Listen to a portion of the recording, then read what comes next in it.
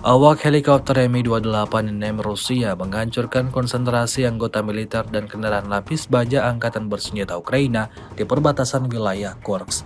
Rekamannya diunggah di akun Telegram Moderasi pada Kamis 5 September 2024. Serangan itu dilakukan dengan rudal pesawat terhadap sasaran pertahanan Ukraina yang diintai. Menurut laporan intelijen, personel dan kendaraan lapis baja Angkatan Bersenjata Ukraina dihancurkan. Insiden ini menambah daftar kerugian panjang yang didapatkan anggota militer Volodymyr Zelensky.